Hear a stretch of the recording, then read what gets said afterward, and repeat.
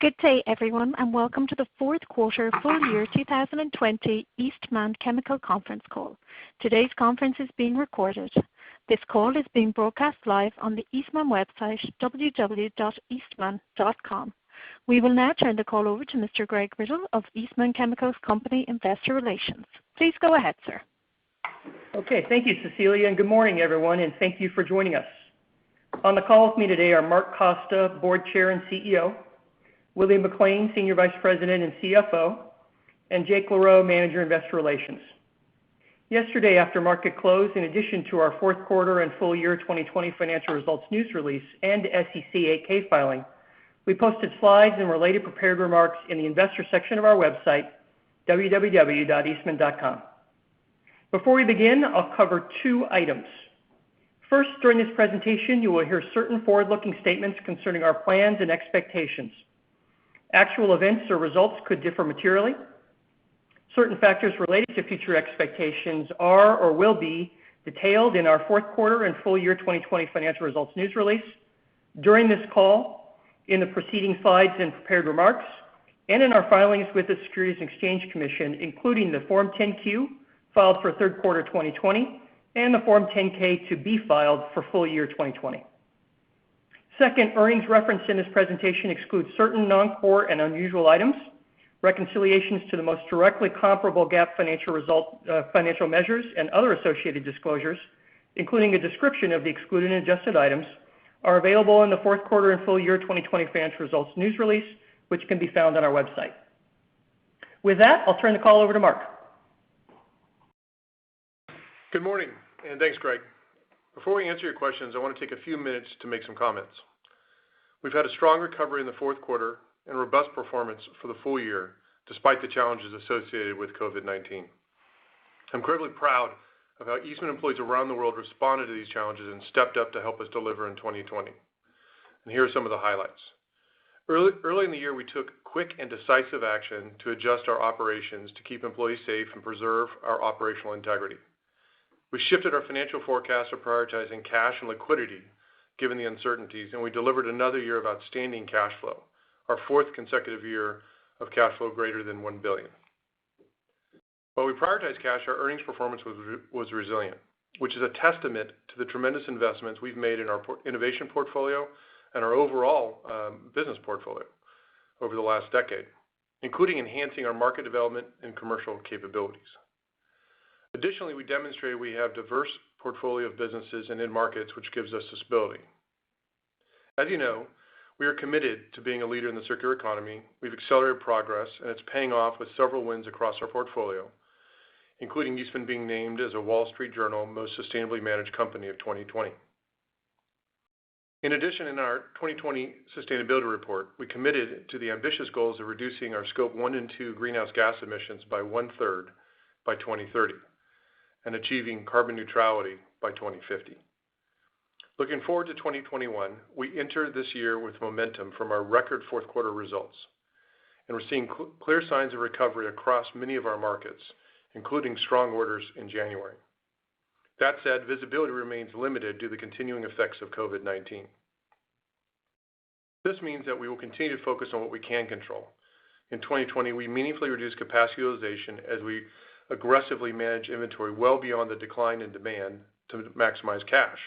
As a result, EBIT declined by about $100 million just related to this additional inventory actions we took.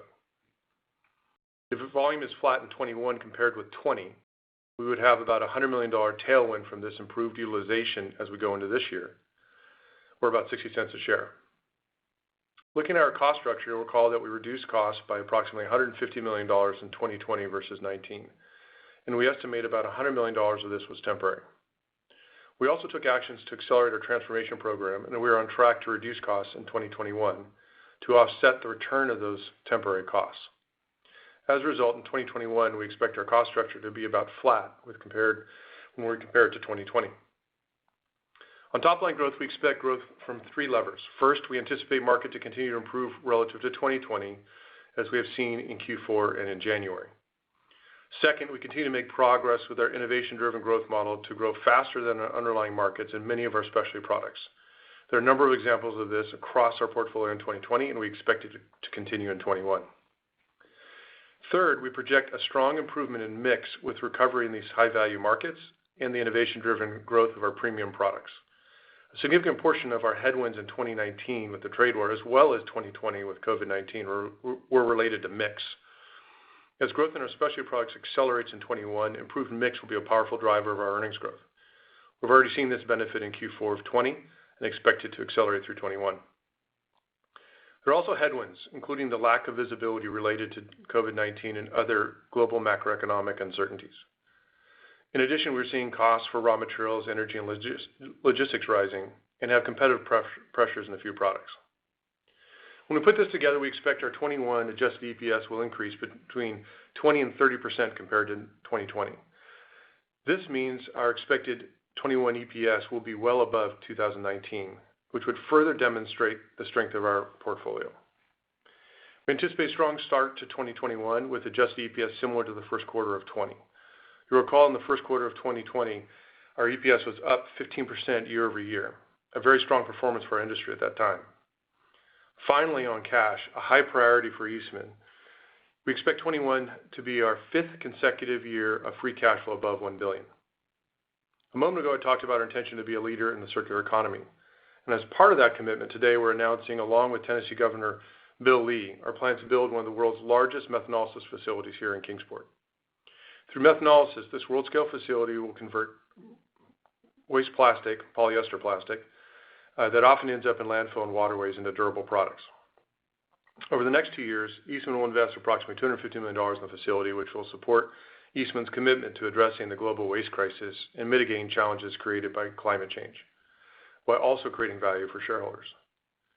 Using the company's polyester renewal technology, this new facility will use 110 kmt of plastic waste to produce premium, high-quality specialty plastics made with recycled content. This will not only reduce the company's use of fossil fuels feedstocks, but it will also reduce our greenhouse gas emissions by 20 to 30%. This is incredibly exciting news, and we're only just beginning. I'll close where I began with appreciation for the men and women of Eastman that make all this happen and do it with a bias for action, adaptability, and optimism for the future. I share their optimism. This is an exciting time for Eastman. Our strengths have never been clearer, and that gives me the confidence that we are well positioned to manage in this uncertain environment and deliver long-term attractive earnings growth and sustainable value creation for our owners and all of our stakeholders. With that, I'll turn it back to Greg. Thank you, Mark. Cecilia, we are now ready for questions. Thank you. If you wish to ask a question today, please press star 1 on your telephone keypad. Please ensure the mute function on your telephone is switched off to allow your signal to reach our equipment. Again, please press star 1 to ask a question. We will now take our first question from Vincent Andrews from Morgan Stanley. Your line is open. Please go ahead. Thank you, and good morning, everyone. Mark, I'm wondering if we could just talk a little bit about the molecular recycling plant. I can't pronounce methyl, whatever it is. Just help us understand, it sounds like you're saying this is going to be the world's largest, but, what is the scalability of these in terms of how much larger could it be? Where are you in terms of customer demand in terms of filling it out? And in the script, you talked a little bit about there being clear evidence of willingness to pay price premiums for renewable products. How are you going to be pricing this product? Maybe we could just start there. Sure, Vincent, and it's methanolysis. So it's a technology that's been around for a long time. Kodak developed it decades ago to recycle actually polyester X-ray material, and then they learned and saw the opportunity to take municipal waste and broaden the operating capability of this technology back then. And it's something that I actually wanted to start in 2010. We actually had the plans on developing the engineering of it at that time, but the market wasn't ready for it. We're really excited because the market is very much ready for it now.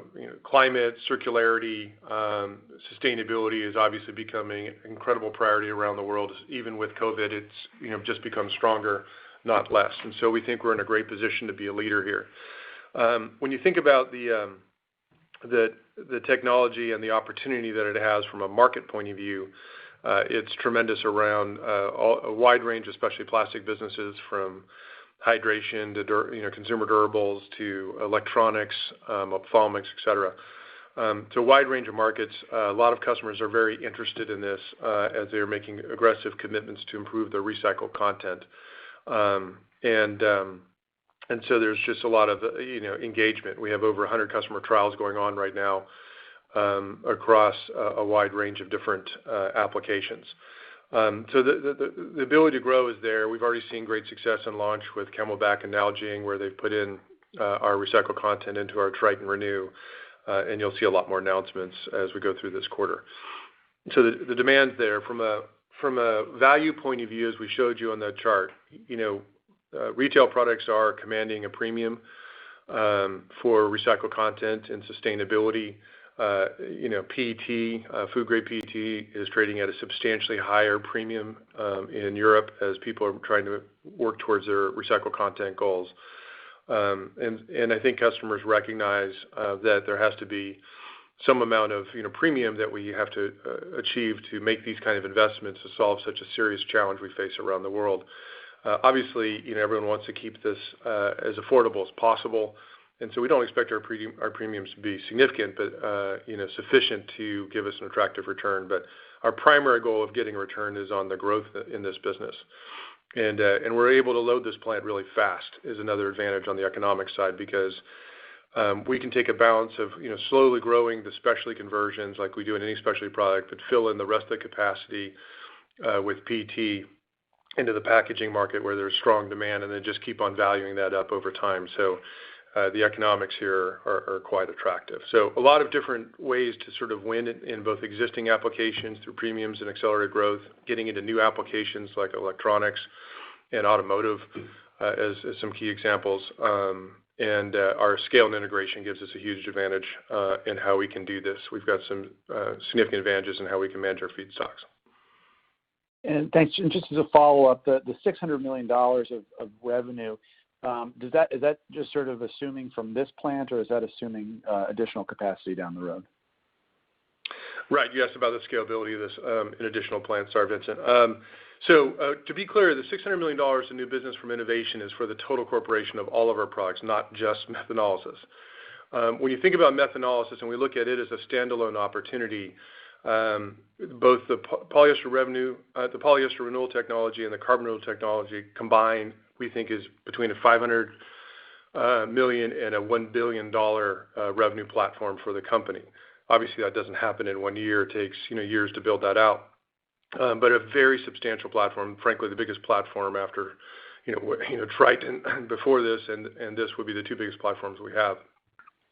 And that doesn't include scalability. So that's building plants to serve the demand that we think we can make with our specialty products.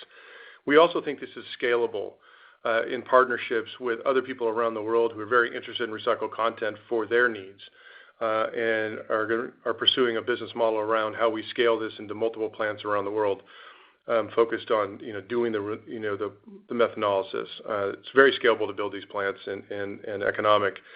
And there's an advantage to having them in different regions.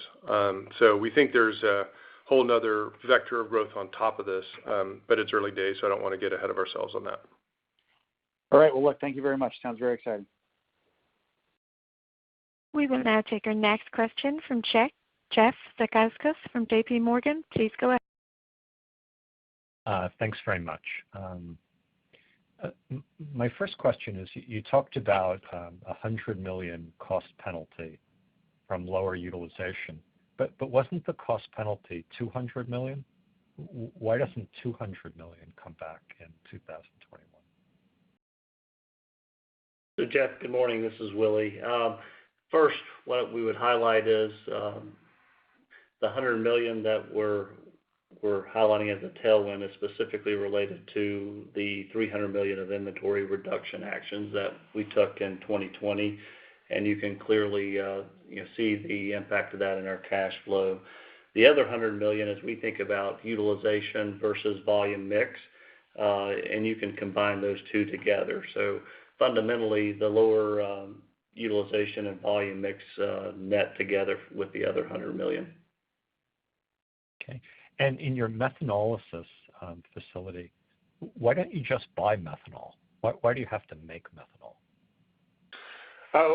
Jeff, it's not. We're not making methanol, so I don't know where they came up with the name of the technology. But what you basically do is you take polyester waste and you use methanol and a modest amount of energy to convert that waste or unzip the polyester basically back into its intermediates of DMT and EG and other monomers and purify it. So it's actually an input, not an output, to the process to depolymerize the molecule. So that's sort of how it works, and it's far more energy efficient than the fossil fuel process. So while it takes a bit of energy in methanol, it's a lot less than sort of pulling oil out of the ground and all the steps to get it to being DMT and EG. So we're 20 to 30% better carbon footprint by doing this technology. And I think that's an important thing we want to emphasize is any technologies we do around recycling, we believe there are two fundamental goals you have to meet at the same time. We have a plastic waste crisis. We need to address it, and we shouldn't be wasting any of that carbon in the environment or letting it impact the environment. But at the same time, we got to make sure our carbon footprint is better. Otherwise, we're really not, improving the overall environment. So every technology we're looking at has a better carbon footprint than the fossil fuel process. That's true of methanolysis. Our CRT also 20 to 50% better depending on the feedstock. So, we're addressing both our climate impact with process innovation as well as solving a waste crisis. So you're buying the methanol, is that it? Well, we make our own methanol and buy some methanol. It's a mixed bag, as you know, from the broad portfolio of products we make. Okay, great. Thank you. We will now take our next question from John Roberts from UBS. Please go ahead. Thank you. You talked about a 5% revenue headwind in chemical intermediates in 2021 from the changes that you made at the Singapore Oxos facility. That seems really big. I didn't realize that facility maybe was as big as it was, or is it a significant shutdown or closure you've done there? Yes, thanks, John. To your point, as we've made the decisions to, I'll call it, cease the operations at our Singapore site, fundamentally it was based on the raw material positions that we have at that facility in Singapore. And roughly it is a world scale equivalent of an OXO facility. It's about a fifth the size of what we have in Longview, but still significant from a volume output. The key factor as we think about 2021 and going forward is overall that'll give us an opportunity to, I'll call it, continue to debottleneck our facilities in Texas, where we have a much better cost position, and from a fixed cost structure standpoint, we expect to improve earnings by about $25 million on a go-forward basis. But this is an action we want to take for a while. It's not a profitable position to be, with our cost structure that we had in Singapore, but we had to wait till the contracts expired to be able to shut it down on the supply side. And so while the volume is going to be down, the earnings are going to be meaningfully up, around $20-25 million net by taking this action. So we've always warned you that CI has a lot of volume volatility to it because of shutdowns or just planned maintenance shutdowns or this. It's really dangerous to look at volumes in that section. You need to just focus on the earnings. Great. Thank you. We will now take our next question from Matthew Deo from Bank of America. Please go ahead. Hi, thanks. Can you just speak a little bit to the confidence in securing feedstock for the methanolysis plant? U.S. garbage infrastructure isn't typically geared to moving product inland to Tennessee. So how do you, what's your workaround there? Sure, it's a great question. It's one of the strangest questions when you think about the plastic waste crisis that I think everyone can agree needs to be addressed.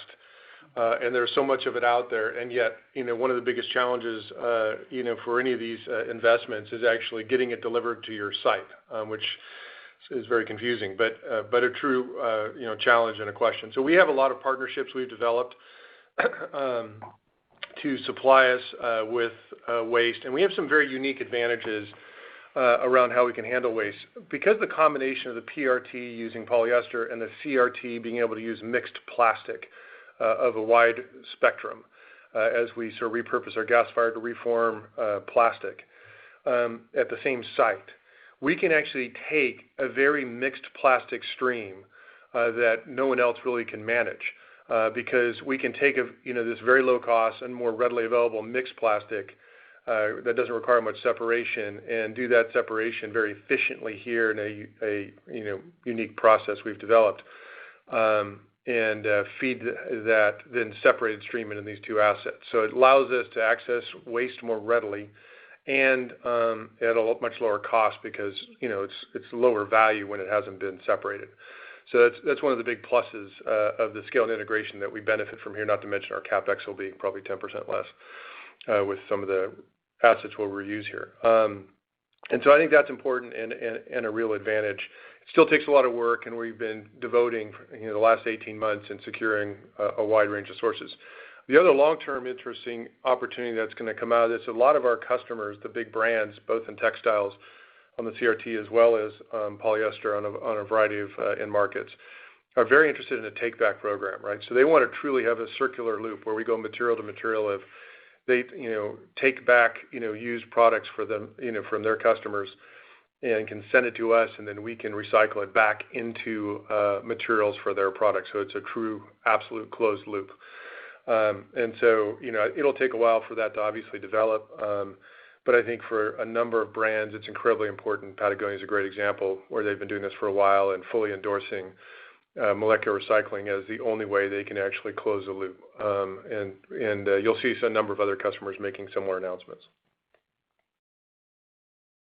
So it sounds like, a lot of the press release talked about the PRT side of things, but it sounds like you are also going to do the carbonylation kind of gasification of the fiber or the waste stream as well directly into the gasifier. Did I read that correct, or is it really just the PRT that you're going to be pursuing? No, we're commercial in both now. So we're doing both now. We've just talked a lot about the CRT, which we call the carbon renewal technology, and basically, we're changing our technology, if you will, from gasification to reforming when you go from sort of coal to waste plastic, and replacing that coal with the waste plastic, with a carbon footprint that's sort of 20 to 50% lower. So it's a very compelling technology that goes into our textiles, our Naya fabrics that we're growing, quite strongly, as well as into some thermoplastics in the specialty plastics business and a new growth opportunity we see in AFP around foamed insulation that would be cellulosic based and very sustainable offering versus EPS. So a lot of different applications in CRT going on at the same level. That's part of that $500 million to $1 billion platform combined with the PRT. So a lot going on. All right, thanks. We will now take our next question from David Begleiter from Deutsche Bank. Please go ahead. Thank you. Mark, on the 21 guidance, could you walk through the earnings bridge from 20 to 21? That would be helpful. Thank you. Sure, and good morning. So I'd start with, as we said, what is it that we can control? Our fixed costs, as we said, are going to be neutral in 21 relative to 20. So we took $150 million out that were sort of temporary cost actions through last year. Many of those costs are coming back, especially on the operations. We're running our plants incredibly hard as we're trying to serve the demand that we've seen in the fourth quarter, and it's increasing in January. So, those costs are obviously coming back, but there's still a lot of other costs, of efficiency and structural costs or travel with COVID that is not going to come back, certainly not in the first quarter, but we would expect it to start coming back, through the year. So costs relatively flat on the fixed basis. As Willie just mentioned in a prior answer, you've got this $100 million utilization tailwind just at 2020 volumes, without volumes being greater than last year. So put all that together, that's 60 cents a share in just the sort of cost utilization side of things before you get to volume growth. And then we've got volume growth in three categories. The first just being market recovery, as we're seeing, in the fourth quarter and January. And so that is, we're presuming, is going to continue through the rest of this year, that the economy continues to recover and that COVID's not going to have some big negative impact.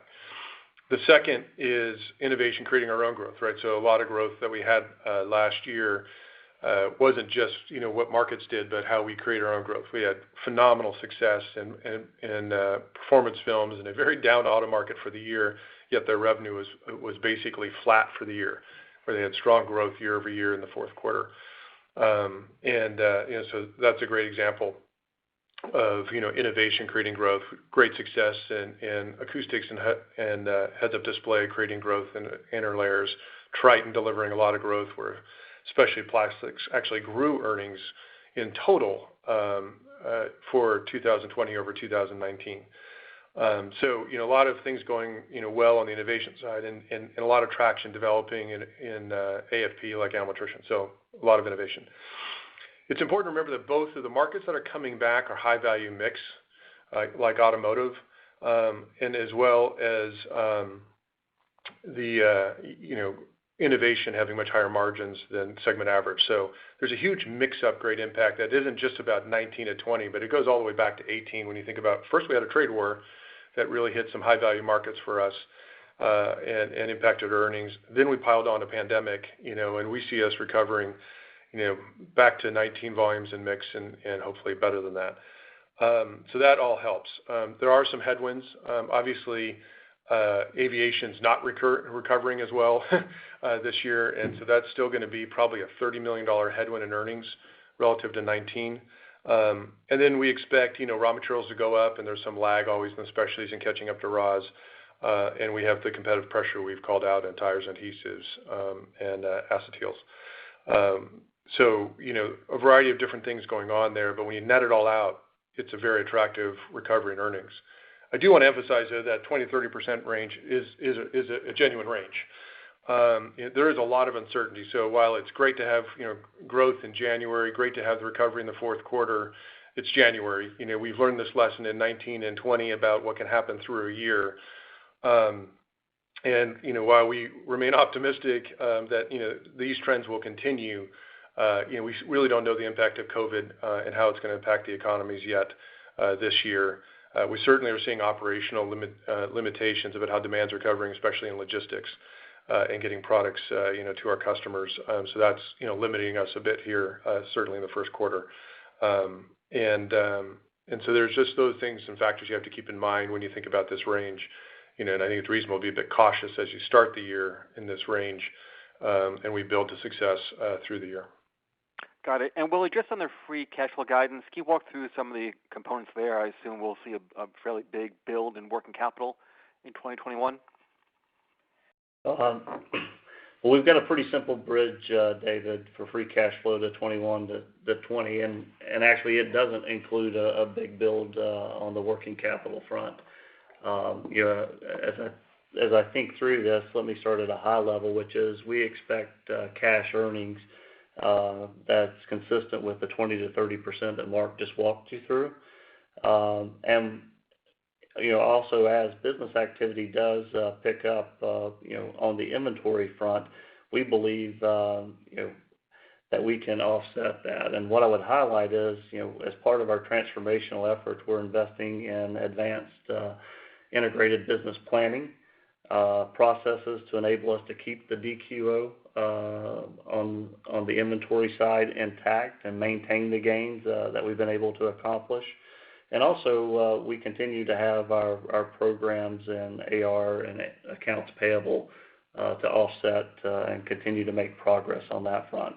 So our base assumption is that working capital will be neutral in 2021, even in an economic environment that has momentum. On the capital front, we do expect in 2021 that CapEx will be $500 to $525 million, so at least $100 to $125 million greater than prior year, and obviously we expect to more than offset that with the cash earnings. So all in all, we've I think developed a track record that demonstrates that we can maintain cash flows greater than $1 billion in basically about any environment, and our long-term focus is to continue to grow that. And not just be at greater than $1 billion. But one, I'd also like to recognize how the Eastman team stepped up in 2020 to deliver that $1.1 billion of free cash flow. It took everyone, and it took focus, and the team delivered. Thank you. We will now take our next question from Kevin McCarthy from Virtual Research Partners. Please go ahead. Yes, good morning. Mark, I heard the comments regarding volume growth.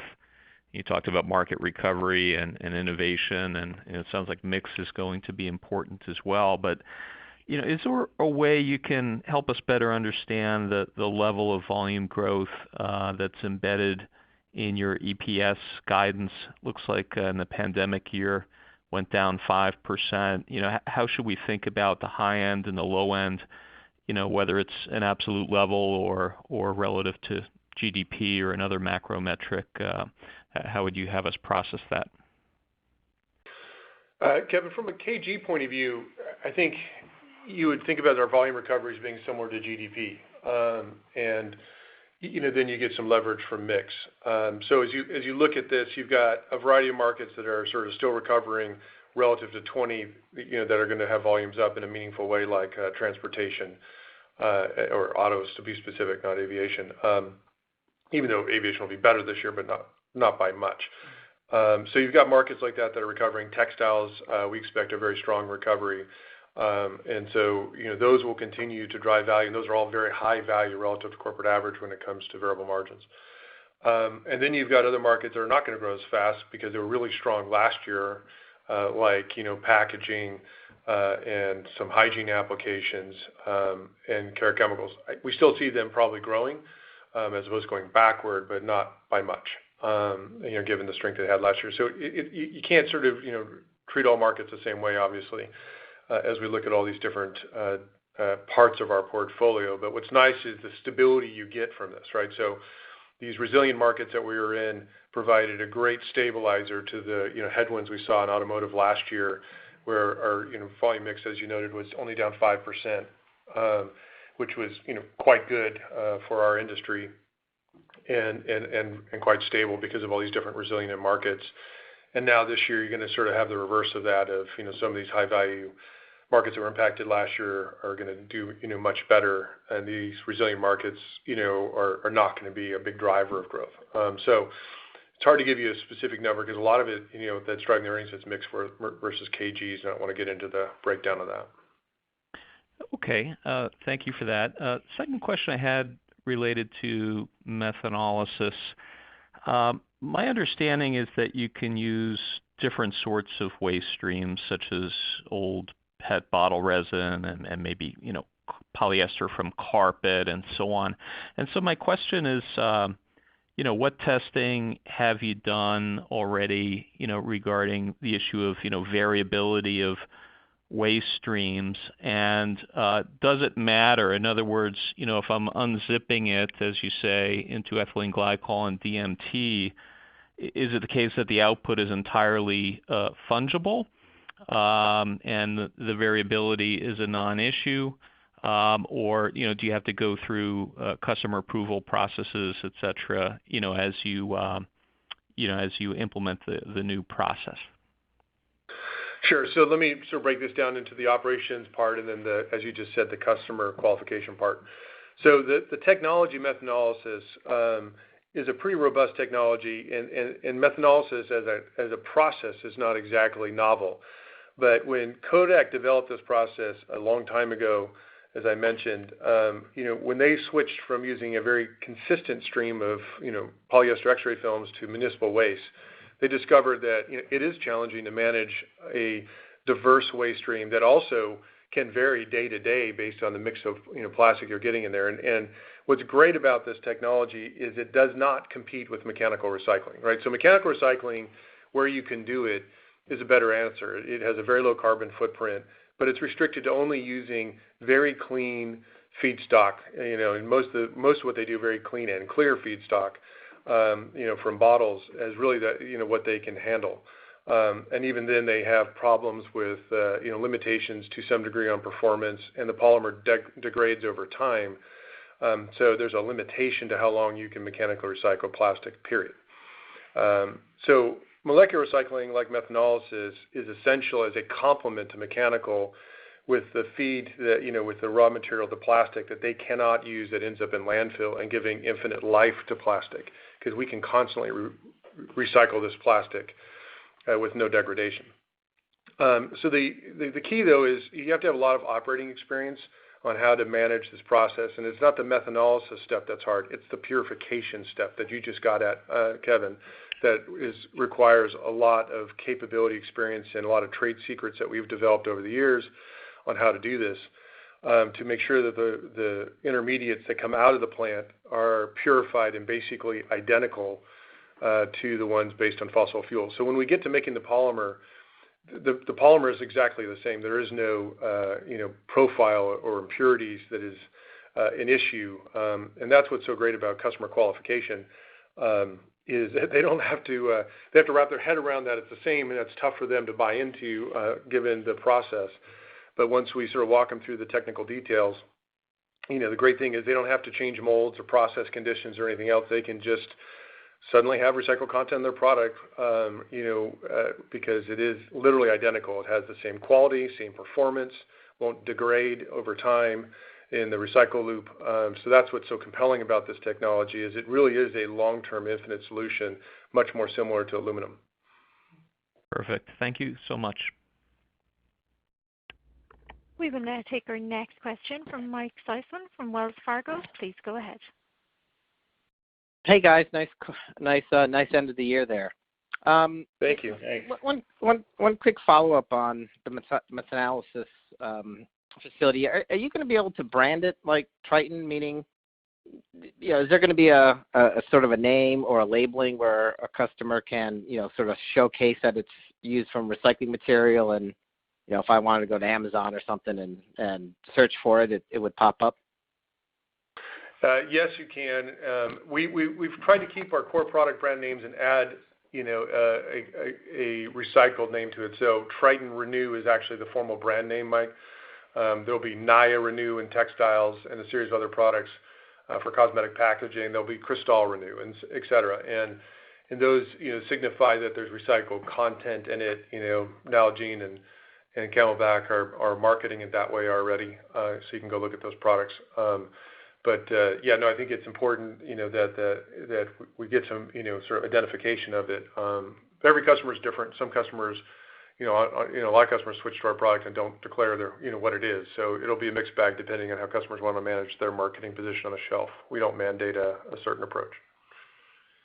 Got it. And then just in terms of Triton overall, it does seem like the fundamental demand or growth rate for that business has gapped up over the last couple of years. Can you maybe give us a sense of what you think, this business can grow over the next, 3 to 5 years, and then, when will you need to add some capacity to meet that growth? Yeah, so Triton's been a phenomenal success story over a decade now, right? It's just a business that has continually delivered strong performance and growth in a wide range of applications. It started out with hydration, where we have these reusable water bottles, replacing single-use plastic. So one of the great things about our recycled content is it's going into durable products predominantly. We got out of PET a long time ago, so I'm not trying to defend the PET business. I'm actually taking single-use plastic, I'm taking carpet, I'm taking textiles, a very wide range of supply on the raw materials, and then turning them in, to durable products predominantly. And so it goes into a lot of consumer durable appliances, et cetera. We're now going into toys, in a variety of different applications. So it's positioned in a lot of markets that already care about, being BPA free and products being safe as one of our drivers. The performance is far superior to the competing plastics in its durability and resilience, and how it holds up over time. And now we got recycled content that we can add in it that just gives us one more, level of differentiation. So we have a long runway of very, attractive growth in this business. From when we need to add more capacity, we're still a couple years out. You have to remember that in 2018 we added a significant chunk of capacity in Triton, that we're certainly making progress in filling out. But we still have a few years before we have to add more capacity. Great. Thank you.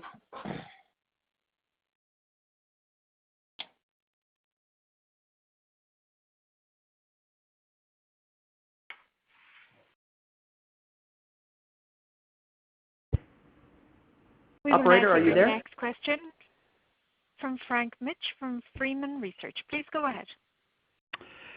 It always pays to wait. Good morning, folks. Morning. Hey, listen, you called out the biggest source of upside for the fourth quarter came from transportation ex aerospace, and obviously you're continuing to see some issues on the tire additive side. So I was wondering if you could offer a little more granularity on how that played out for you with your various products, how it's starting out this year, and what your expectations as we progress through 21. You're talking about automotive, just to be clear? Correct. Yeah. So automotive, which I'll roll tires into as well. I mean, demand came back strongly across the automotive space, whether it's our interlayers, performance films, logging in a significant record earnings in the fourth quarter, or tires demand actually coming back quite strongly in the third and fourth quarter. So demand's come back across the board in that sector, as you can see from a lot of external reports. We're advantaged that a lot of our products go into the luxury market, especially in advanced materials. So we benefited from that market, frankly, holding up a bit better last year than the overall market did, and how that's continuing to accelerate for us. And then you've got accelerated growth with acoustics and heads-up display, doing really well. Our new next-gen paint protection film and performance films doing incredibly well. A service channel strategy that allowed us to grow a lot of market share in China this year, or I should say in 20. I mean, that's going to continue to provide growth. So it is a real combination of market and innovation and service model that's driving a lot of that growth. And that the margins of these businesses are above segment average and above company average. So you get a lot of mix lift when these things sort of come back. We've been saying that the volume and mix hit that we took in 19 relative to 18 and 20 versus 19 has a mirror image when it starts coming back, and you start to see that in the fourth quarter, and we'll continue to see it now. I will note though that demand is exceptionally strong across the auto supply chain, and so we are running into logistics constraints and up capacity limits and serving all of it. So we're still happy to serve as much as we are, but it's a bit challenging out there on the logistics front right now for a lot of products.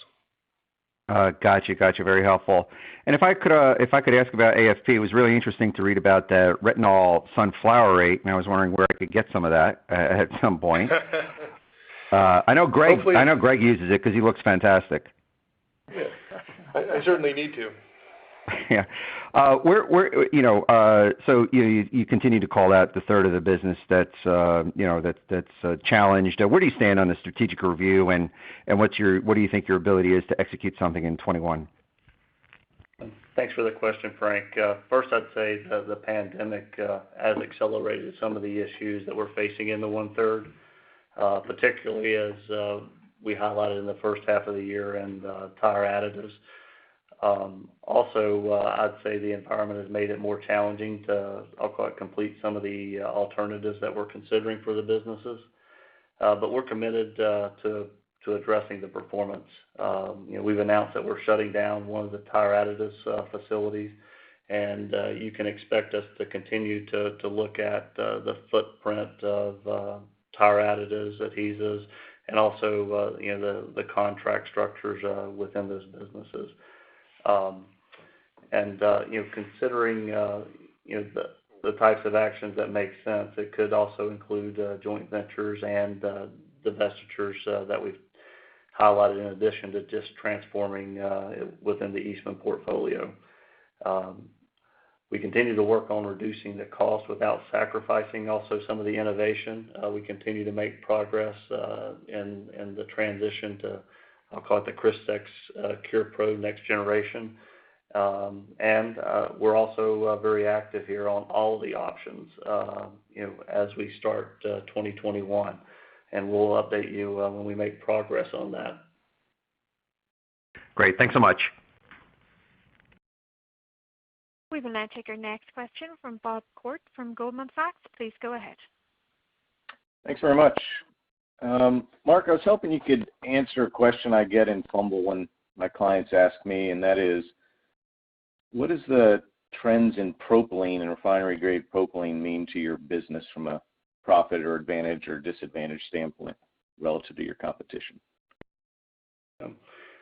So, Bob, from what we see, demand is strong across many of the end markets, and I think also you're probably referencing, what we've seen here in the near term of propylene, I'll call it surging and increasing, I think it was roughly 12 cents. Fundamentally, we're happy to have propylene rising with, driven by demand and some of the outages. Refineries are running at lower rates, and it's unclear how long this is going to last. Also, some of the feedstocks have risen, but spreads have moved back to more normal levels, but they're not fully back, to 2018 types of levels. Also, as we said in the past, we're not in the olefins forecasting business. But again, the spreads that we've seen, with our transition to RGP and PGP, those margins are very strong right now as well. The big spikes can be tricky for our chemical intermediates business to manage, but they're reacting quickly to those market dynamics. And again, we see upside, at least in the olefin and derivative margins, compared to 2020. So, Willie, is the Cliff Notes then that if the raw material inflation is demand-based, then you're okay with that because it allows you to pass it through and more easily? Yes, that's correct, Bob. Got it. And then, Mark, I'm sure it's refreshing that, not have to talk about olefins and those things and talk about next-generation technology. Is there any way, look at the number of questions on the call about it, is there any way to ring-fence it and then, put it into a SPAC at a sales multiple that rivals your earnings multiples? Is conceptually, could you do that? We could just change our name to GameStop. Not really, Bob. I think what we're doing is dramatically changing the portfolio of this company to, I know it's the trend that everyone's saying this right now, but genuinely be more of an ESG play.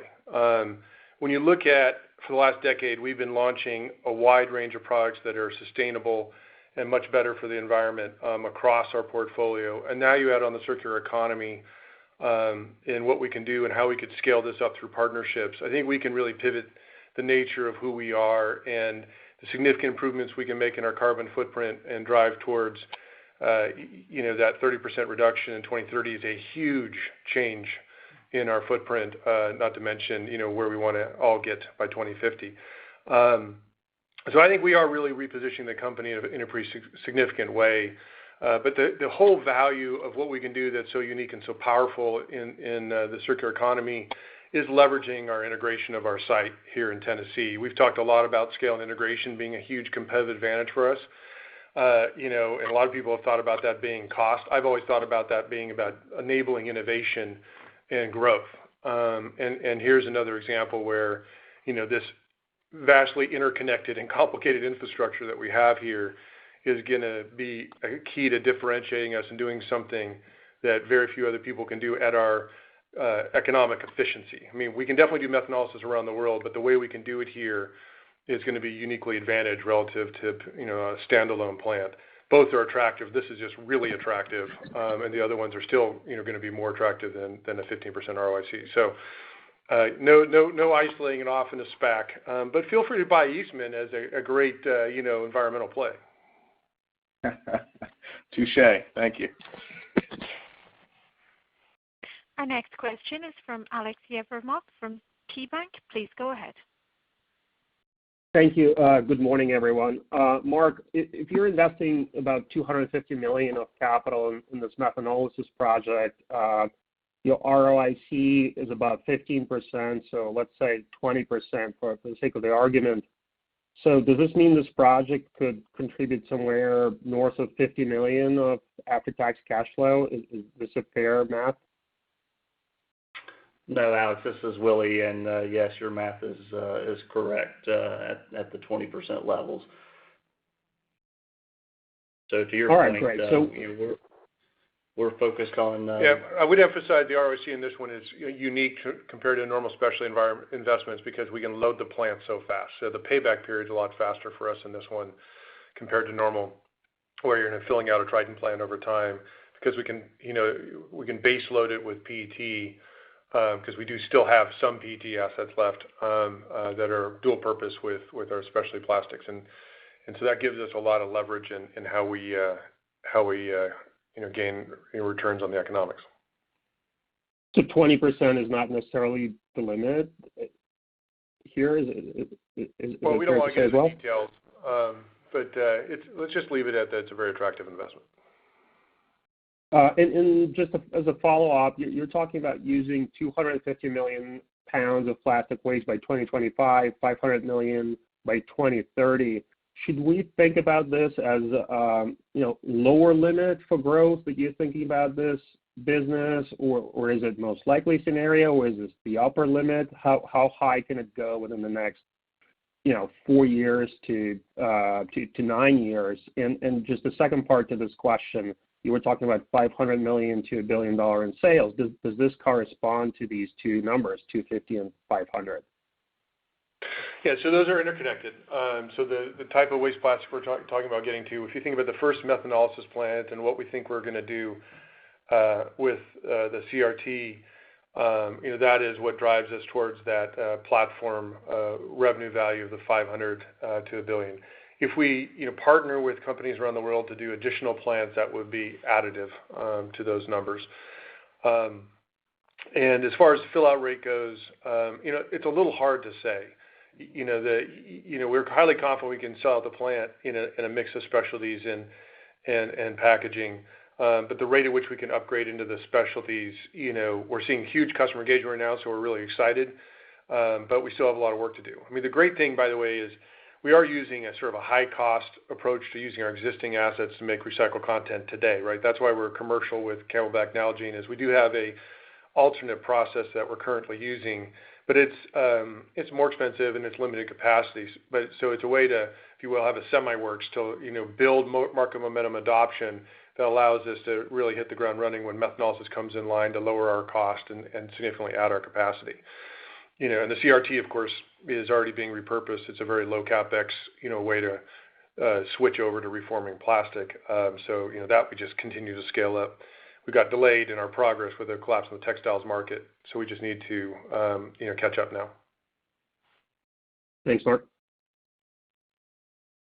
We will now take our next question from PJ Juvekar from Citi. Please go ahead. Hi, good morning, Mark. It's Eric Petrie for PJ.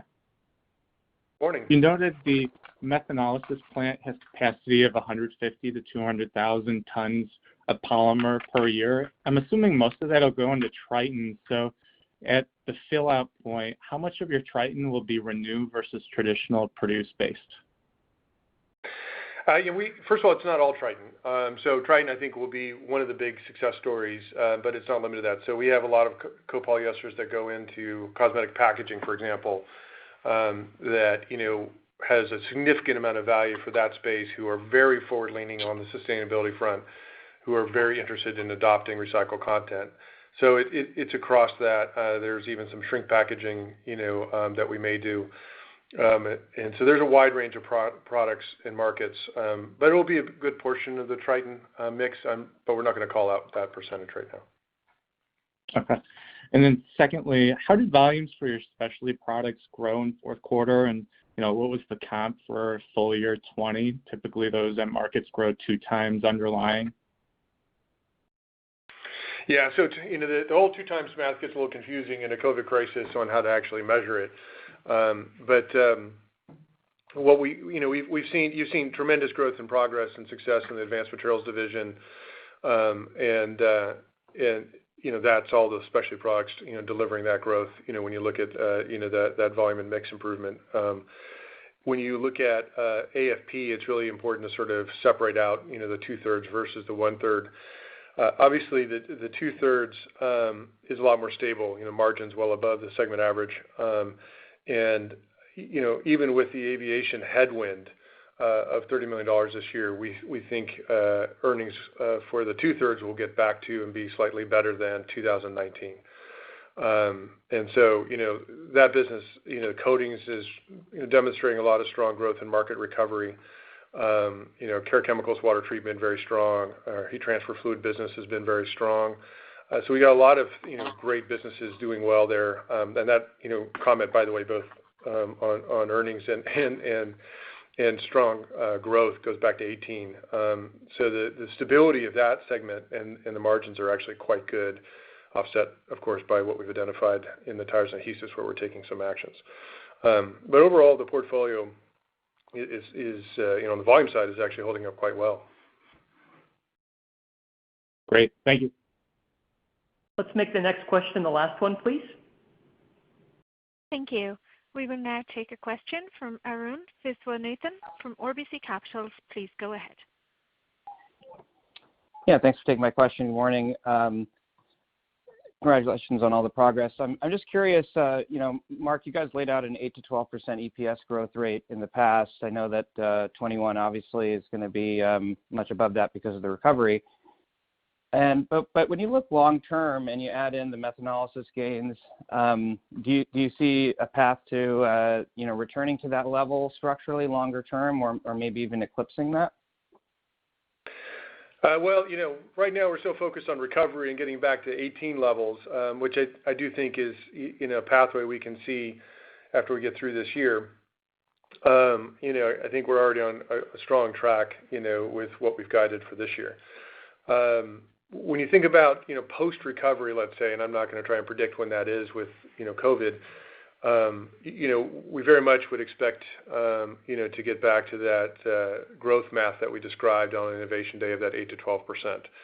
Obviously, circular economy helps that and drives growth. Obviously, we've had things that haven't worked out as well as we had hoped, like tires and adhesives. So you got to sort of do all that net math, which, we're not doing at this stage. But we definitely see the set of activities, the great things that are happening in many parts of the portfolio, a few things that didn't work out as we had hoped, allows us to still, get back to 18, and grow from there with that math. And then could you just remind us on the capital allocation side, when you expect to kind of maybe pivot more towards buybacks, if at all? Yes. So as we think about capital allocation for 21, first and foremost, obviously grew our dividend for the 11th year in a row and expect to allocate about $375 million there. Also, we've got some debt coming due in Q4, and we would expect currently to pay that debt down, so $300 million of debt reduction.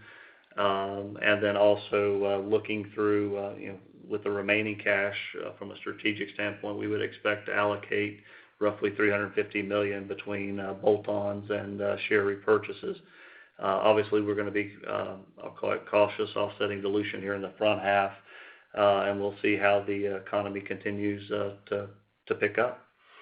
And just to sort of wrap things up, the one last thing I wanted to say was I have a deep appreciation to my employees and our leaders throughout the world. The success we had in getting through 20 in a very stable manner compared to many in the industry, and to emerge and grow like we intend to do this year is a testament to all the investments we've made in our capabilities. I mean, we've made a lot of investment in commercial capabilities, a lot of investments in improving our operational cost structure. We've obviously dramatically changed our portfolio and improved its quality and depth of innovation and ability to create its own growth compared to the last recession we faced in 2009-10. And we're seeing the payoff of that, in the stability we delivered last year and the strong free cash flow. And actually, quite good earnings, especially if you back out the $100 million of additional inventory actions, and feel great about how we're positioned for this year. And so none of that would have happened without the dedication and effort, even in the extreme situation of how we had to work in COVID to deliver this. So thank you to all my employees. And with that, we're going to say thank you very much for joining us this morning. And if you have questions, you can reach us through the day. Everybody have a great day. Thank you. That will conclude today's conference call. Thank you for your participation. Ladies and gentlemen, you may now disconnect.